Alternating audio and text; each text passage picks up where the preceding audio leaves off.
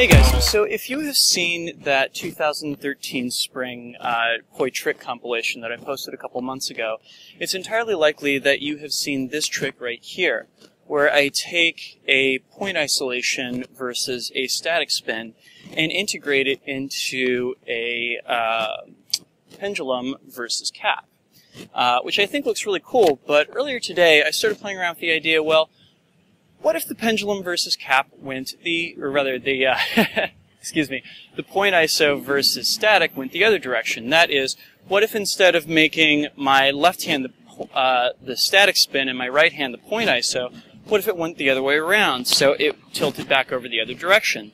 As I did this, I found that it felt most natural to switch into a cateye as that happened, and specifically a cateye versus isolation. And I thought, well, shit, I used that point iso versus static to get here. Let's see what happens if I take it the same way back the other way. And sure enough, there's a cateye versus isolation waiting for me there too. And it dawned on me that that kind of static spin versus point iso would be a good way to switch up which hand is doing what in isolation versus cateye. And in fact, the result has this very satisfying feeling to it, almost like a Jacob's ladder in my mind. Of course, one of the things I really love to see in my spinning is these relationships emerge, where the hand is in contact with the poi head, or say the hands are in contact with each other, for example. I think this is part of what we look for whenever we see poi tricks.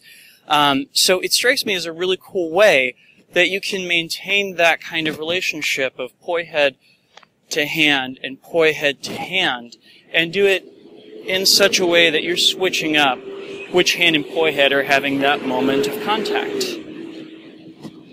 Going a little bit further down this rabbit hole, I decided, well, what if it were cateye versus isolation on either side? And specifically, this cateye versus isolation, the easier one, that you get that nice split time, same direction feeling on top, where it feels so natural to drop into an isolation, right?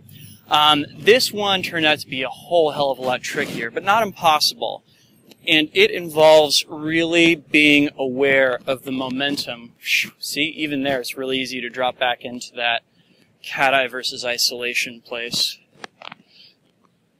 Yeah, you have to always be aware of where that momentum is going, and more specifically, how much momentum it takes you to get back around to the other side. But once again, a very satisfying kind of bouncy feel to it, you know? Sweet. So, yeah, not the hardest tricks in the world, but very, very satisfying to see visually. So I thought you guys might enjoy them. Thanks so much for watching, and have yourselves a great week. Peace.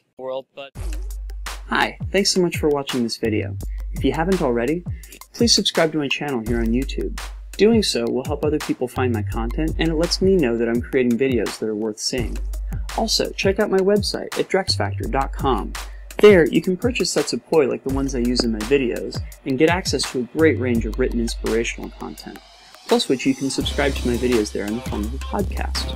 Finally, if you go to flowtoys.com, you can enter in my special promo code and get a small discount on your order.